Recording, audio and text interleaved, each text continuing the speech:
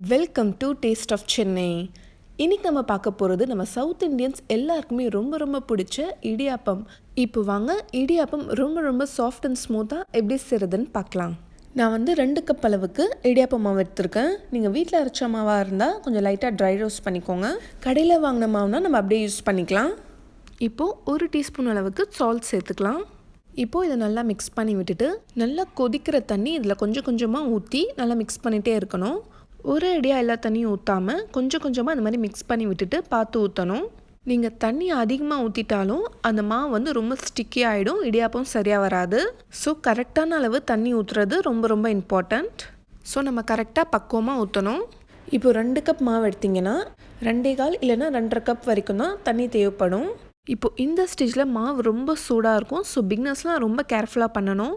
இப்போ மாவு நம்ம கை பொறுக்கிற அளவுக்கு சூடு வந்ததும் இப்போ நம்ம கைகளாலே நல்லா பிசைஞ்சிக்கலாம். எல்லா மாவும் ஒன்றா சேர்ந்து வர மாதிரி நல்லா பிசைஞ்சுக்கோங்க. இடியாப்பம் செய்கிறதுக்கு இந்த மாதிரி சின்ன ஹோல்ஸாக இருக்கிற அச்சு நம்ம யூஸ் பண்ணிக்கணும். இப்போ இந்த இடியாப்பம் மேக்கரில் நம்ம எல்லா சைடும் ஆயில் தடவிக்கலாம். இப்போ இந்த மாவுலேருந்து ஒரு பால் எடுத்து இதில் போட்டுக்கலாம். நான் ஓலை தட்டு தான் யூஸ் பண்ணியிருக்கேன். இதில் கொஞ்சமாக எண்ணெய் தடவி வச்சுட்டேன். இப்போ இதில் இடியாப்பம் பிழிஞ்சிக்கலாம். ஒரு லேயருக்கு மேலே இன்னொரு லேயர் வரக்கூடாது. அந்த மாதிரி வந்தால் இடியாப்பம் ரொம்ப கனமாயிடும்.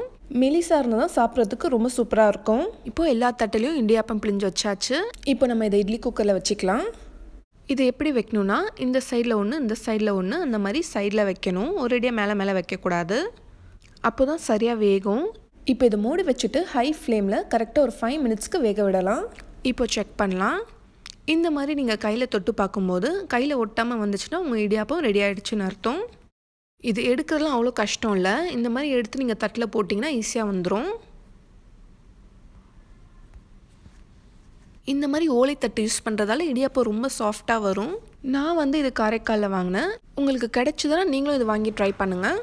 இந்த மாதிரி கைகளால் எடுக்கும்போது இடியாப்பம் உடையாமல் வந்துச்சுன்னா உங்கள் இடியாப்பம் நல்லா வெந்துருச்சுன்னு அர்த்தம். இப்போ நம்ம சூப்பரான சாஃப்டான சுட இடியாப்பம் ரெடி ஆகிடுச்சு. இது கூட தேங்காய் பால் தான் சூப்பரான காம்பினேஷன். நீங்கள் நான் வெஜிடேரியன்ஸாக இருந்தீங்கன்னா இது கூட பாயா, மட்டன் குழம்பு, சிக்கன் குழம்பு அட்டகாசமான காம்பினேஷன். வெஜிடேரியனாக இருந்தால் வெஜ் குருமா, தக்காளி குருமா அந்த மாதிரி நீங்கள் வச்சுக்கலாம். நம்ம தான் இடியாப்பம் செய்கிறது ரொம்ப கஷ்டம்னு நினச்சிக்கிறோம். பட் ரொம்ப ஈஸி தாங்க. பட் பிகினர்ஸ் தான் கொஞ்சம் கேர்ஃபுல்லாக பண்ணணும். நீங்களும் ட்ரை பண்ணிவிட்டு எப்படி வந்துச்சு உங்களோட ஃபீட்பேக் எனக்கு சொல்லுங்கள். என்னோட வீடியோவில் உங்களுக்கு பிடிச்சிருந்தால் லைக் பண்ணிவிட்டு மற்றவங்களுக்கும் ஷேர் பண்ணிக்கோங்க. இந்த மாதிரி நல்ல ரெசிபிஸ் நீங்கள் தினந்தோறும் பார்க்கணுன்னா எங்கள் சேனல் டேஸ்ட் ஆஃப் சென்னையை மறக்காமல் சப்ஸ்கிரைப் பண்ணுங்கள். இதே மாதிரி நாளைக்கும் வேறொரு இன்ட்ரெஸ்டிங்கான ரெசிபியில் சந்திப்போம். தேங்க்யூ ஸோ மச் ஃபார் வாட்சிங்.